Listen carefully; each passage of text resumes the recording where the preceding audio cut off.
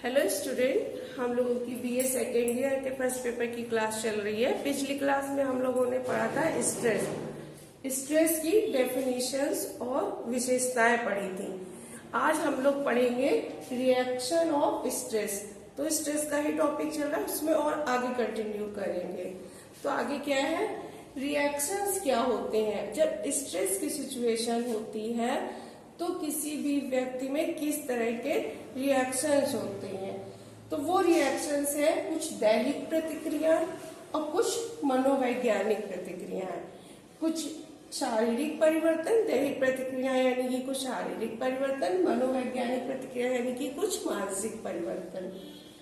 अब क्या है, जो ये दैहिक प्रतिक्रियाएं हैं, प्रतिबल में क्या है, मनोवैज्ञानिकों के विवेचन से स्पष्ट होता है कि इसमें दो प्रकार की जटिल प्रतिक्रियाएं सन्निहित हैं।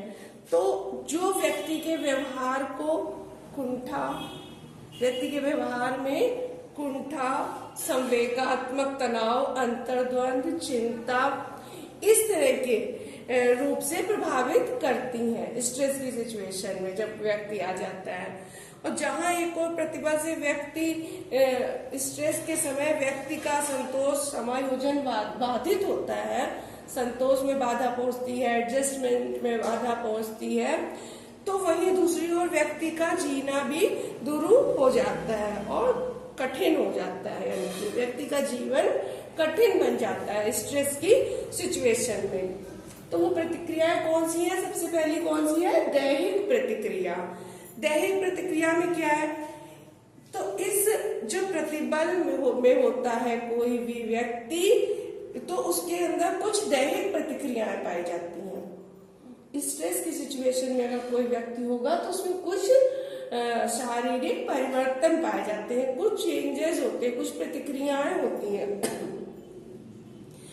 और ये जो प्रतिक्रियाएं हैं ये स्ट्रेसर का कार्य करती हैं। स्ट्रेसर से तात्पर्य है कि जिसके कारण व्यक्ति प्रतिबल की घटना घटित हो रही है, तो प्रतिबल परिस्थिति में प्रतिबल उद्दीपक की तरह काम करती हैं परिस्थितियां।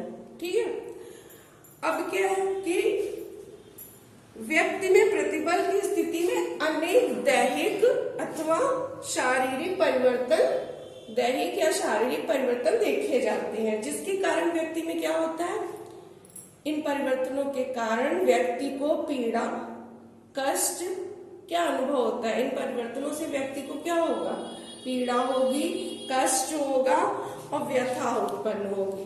ठीक है, तो व्यक्ति में पाई जाने वाली इन शारीरिक प्रतिक्रियाओं को भी दो रूप में वर्णित किया गया है। जो ये शारीरिक प्रतिक्रियाएं हैं इनको दो रूप में वर्णित किया गया है। एक आपातकालीन प्रतिक्रियाएं होती हैं।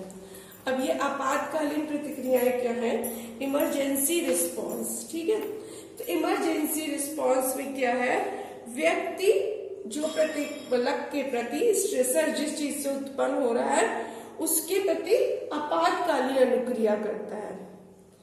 कोई भी उद्दीपक जो उसको स्ट्रेस दे रहा है उसके प्रति आपातकालीन प्रतिक्रिया करता है, जिसके माध्यम से क्या होता है, शरीर में जो लीवर है, लीवर के द्वारा जो चीनी की मात्रा है उसका अधिक उत्सर्जन होता है।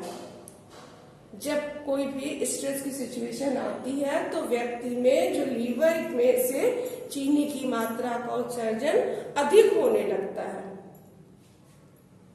तो फिर क्या, जिससे शरीर की मांसपेशियों को उस समय अधिक ऊर्जा की जरूरत होती है स्ट्रेस की सिचुएशन में, तो अधिक ऊर्जा मिल सके, और जिसके परिणाम स्वरूप जो शरीर में और ग्रंथियां हैं और ग्लैंड्स हैं, उनसे जो निकलने वाला स्राव है वो जो निकलना प्रारंभ होने लगता है, उसके स्तर में भी वृद्धि हो जाए। जो और ग्लैंड्स होती हैं तो उनसे जो स्राव निकल रहा है उसमें भी वृद्धि हो जाए।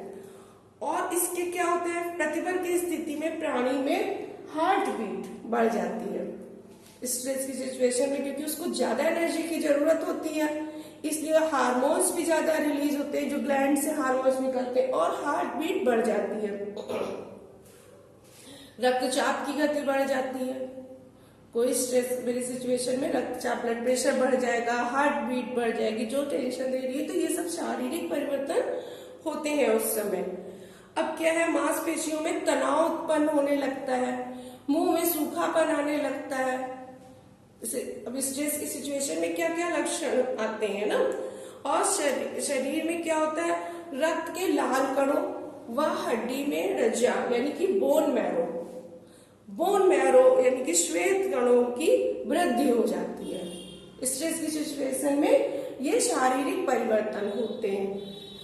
तो इस प्रकार आपातकालीन प्रतिक्रियाओं का मुख्य उद्देश्य क्या है, प्रतिबलक जो स्ट्रेसर है उसके साथ उपयुक्त ढंग से निपटना।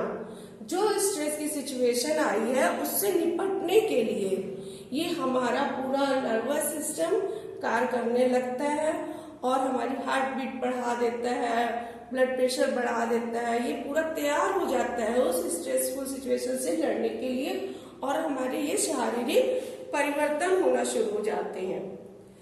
तो जो इसमें दैहिक प्रतिक्रियाएं हैं, इनमें तंत्रिका तंत्र, हमारा नर्वस सिस्टम और हमारी अंतःस्रावी ग्रंथियां, विशेषकर कौन सी, एड्रिनल और पिट्यूटरी ग्लैंड बहुत सक्रिय हो जाती है।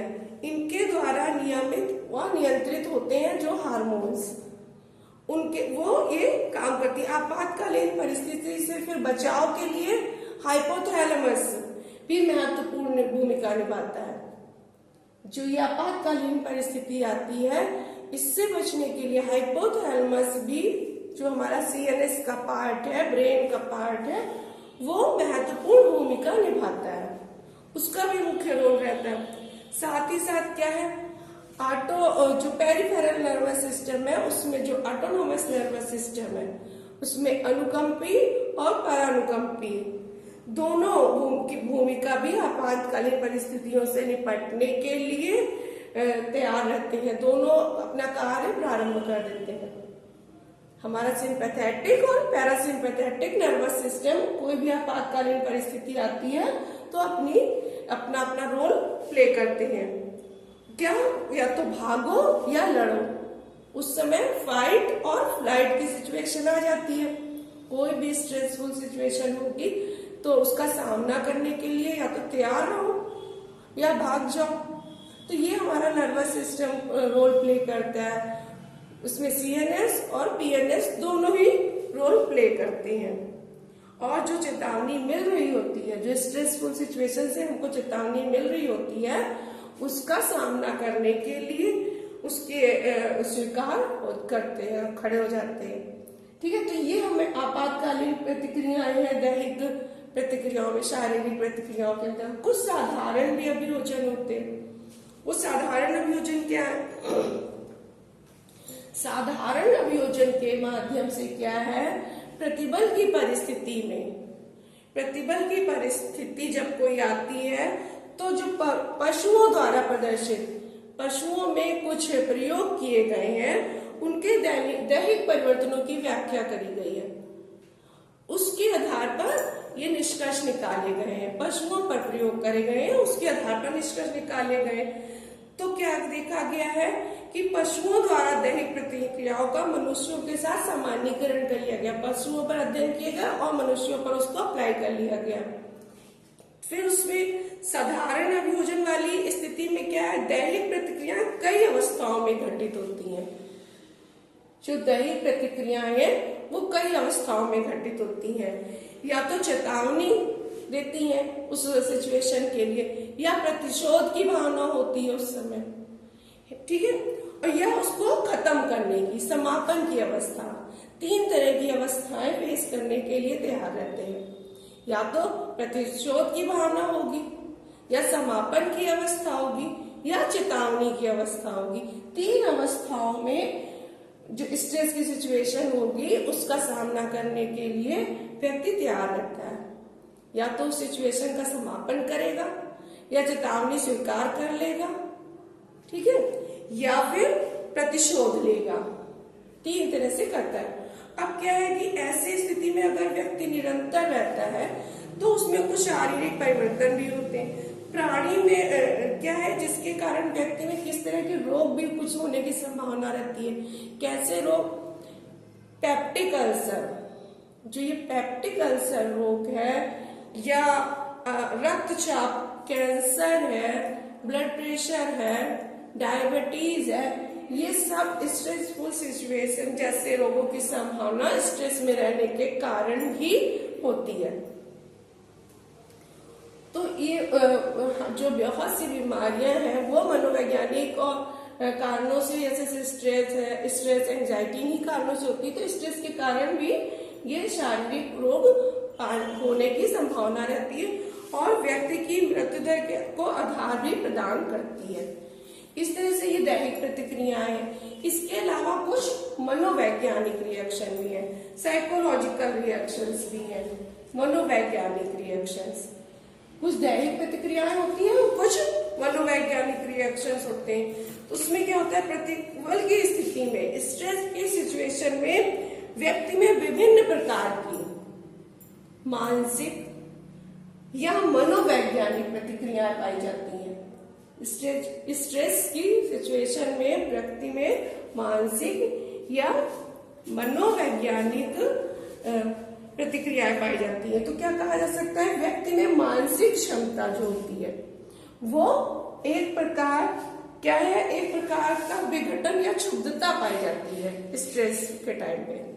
जो उसकी मानसिक क्षमता में है एक तरह की विघटन हो जाता है मानसिक क्षमताओं का, और क्षुब्धता हो जाती है, कमी हो जाती है। तो वो किस तरह से होती है? नंबर एक क्या है, संज्ञानात्मक प्रतिक्रियाएं। इसमें नंबर एक क्या है, संज्ञानात्मक प्रतिक्रियाएं। इसमें क्या होता है, मनोवैज्ञानिकों के अनुसार, मनोवैज्ञानिकों ने जो रिसर्चेस करी हैं, अपने अध्ययन किए हैं, उनमें क्या होता है, प्रतिबल की स्थिति में क्या होता है, प्राणी के संज्ञानात्मक कार्यों में एक तरह की असामान्यता पाई जाती है। जब कोई स्ट्रेसफुल सिचुएशन होती है उस समय उसकी जो संज्ञानात्मक प्रतिक्रियाएं होती हैं उसमें एक तरह की असमानता पाई जाती है। जैसे क्या होता है, अवधान विचलन। अवधान यानी कि ध्यान जिसे कहते हैं, उसका विचलन, किसी चीज में ध्यान न लगना, ध्यान भटक जाना या ध्यान का हट जाना, एकाग्रता की कमी। इस टाइम में जब व्यक्ति को स्ट्रेसफुल सिचुएशन होगा तो उसमें एकाग्रता में कमी दिखाई देगी, स्मृति लॉस हो जाएगा, मेमोरी लॉस होगा, उस समय कुछ बातें याद नहीं रहेगी, तार्किक चिंतन का विसंगठन, जो तर्कपूर्ण चिंतन है वो नहीं कर पाएगा, सही डिसीजन नहीं ले पाएगा किसी भी बात का। और क्या है, अवधान विस्तार की कमी, अवधान भंगता, इस तरह के क्या होता है, उपयुक्त समस्या समाधान में कमी आदि, ये हमारी संज्ञानात्मक असमानता है। ये सब संज्ञानात्मक असमानताएं पाई जाती हैं स्ट्रेसफुल सिचुएशन में। तो जब प्राणी में क्या है, कोई भी प्रतिबल की स्थिति में कोई भी व्यक्ति अगर होगा तो उसमें संज्ञानात्मक विकृति की उत्पत्ति हो जाती है। और वो जो बताया है अभी आपको ना, जैसे कि अवधान विचलन, एकाग्रता की कमी, और चिंतन दोषपूर्ण हो जाता है, तार्किक चिंतन नहीं रहता है, तर्कपूर्ण चिंतन नहीं रहता, अवधान विस्तार में कमी हो जाती है, इस तरह की होती। तो उच्चतर मानसिक प्रतिक्रियाओं का स्वरूप एवं कार्य असमान प्रकृति का हो जाता है। जब ऐसी कोई स्ट्रेसफुल सिचुएशन होती है तो जो मानसिक प्रक्रियाओं का जो स्वरूप होता है या मानसिक प्रक्रियाओं का जो कार्य होता है वो असामान्य हो जाता है, असामान्य प्रकृति का हो जाता है। इसके बाद आता है सांवेगिक प्रतिक्रियाएं। तो सांवेगिक, ये प्रतिबल की एक ऐसी दशा है जिसमें व्यक्ति की सांवेगिक अनुक्रियाएं एवं प्रतिक्रियाएं, है ना, सांवेगिक अनुक्रियाएं एवं प्रतिक्रियाएं पाई जाती हैं। अब जिन्हें क्या कहते हैं, सांवेगिक प्रतिक्रियाएं क्या होती हैं, जैसे दुश्चिंता, एंजाइटी, ठीक है, क्रोध, ऐसी सिचुएशन में क्या होता है, क्रोध होता है, आक्रामकता बढ़ जाती है, यही तो संवेगात्मक परिवर्तन होते हैं। कोई भी स्ट्रेसफुल सिचुएशन आएगी तो क्रोध बढ़ेगा, आक्रामकता बढ़ेगी और डिप्रेशन यानी कि विषाद। इसी से क्या हो, जब आक्रामकता बढ़ेगी शांति नहीं होगी एवं विषाद के नाम से जाना जाता है ये सांवेगिक प्रतिक्रियाओं को। अब क्या है, व्यक्ति के सामने अगर कोई भी सिचुएशन आती है जो स्ट्रेसफुल सिचुएशन होती है, प्राणी किसी भी स्ट्रेसफुल परिस्थिति में जब होता है तो उसमें क्या होता है, चिंता पाई जाती है। अब क्या है, ये एक प्रकार सांवेगिक अवस्था है। उस अवस्था में क्या होगा, डर होगा, भय होगा, क्रोध होगा, आक्रामकता होगी। अब क्या होगा कि इसमें पहले तो प्राणी में चिंता 3 प्रकार से पाई जाएगी। कुछ चिंताएं होंगी जो नैतिक रूप से होंगी, कुछ होंगी सामान्य होंगी, कुछ होंगी स्नायु विकृति के कारण होंगी, स्नायु विकृति एक चिंता होगी। ठीक है, तो फ्रॉइड ने क्या कहा है, व्यक्ति के सामने अगर कोई परिस्थिति चिंता उत्पन्न करती है तो वह अचेतन में घटित एक मानसिक संघर्ष है। फ्रॉइड ने ऐसा माना है, स्ट्रेस अगर उत्पन्न होता है तो वह अचेतन में घटित एक मानसिक संघर्ष है और व्यक्ति इस परिस्थिति के प्रति आक्रामक व्यवहार करने लगता है। जब कोई भी ऐसी सिचुएशन आती है तो व्यक्ति आक्रामक व्यवहार करने लगता है, क्योंकि उसकी मूल भावना उसमें क्या निहित होती है कि तनाव को कम करना। मूल भावना उस आक्रामक व्यवहार क्यों करता है, क्योंकि वह अपने स्ट्रेस को कम करना चाहता है, इसलिए वह आक्रामक व्यवहार करने लगता है।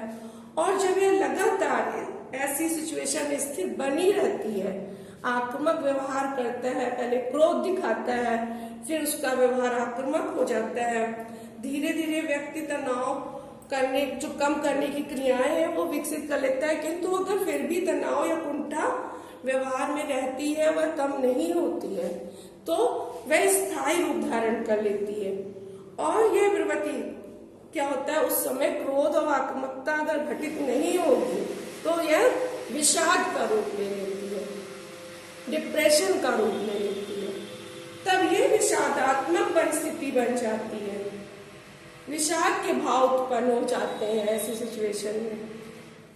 ठीक है, तो तनाव उत्पन्न करने वाली परिस्थिति व्यक्ति के सामने अगर स्थिर बनी रहती है, अगर वह परिस्थिति रुकी रहेगी, स्थिर बनी रहेगी, लगातार रहेगी, कंटिन्यू रहेगी, तो व्यक्ति में भाव शून्यता या उदासीनता, व्यक्ति में भाव शून्यता आ जाती है तथा उदासीनता विकसित हो जाती है, जो व्यक्ति को विषादी विकृति यानी कि डिप्रेसिव पर्सनालिटी यानी डिप्रेसिव रूप में कई प्रकार की विकृतियों को जन्म देती है।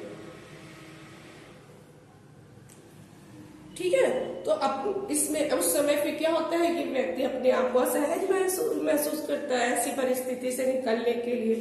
तो ये मनोवैज्ञानिक प्रतिक्रियाएं हैं, संज्ञानात्मक और सांवेगिक प्रतिक्रियाएं। आज की क्लास यहीं तक, नेक्स्ट क्लास में इसके आगे डिस्कस करेंगे।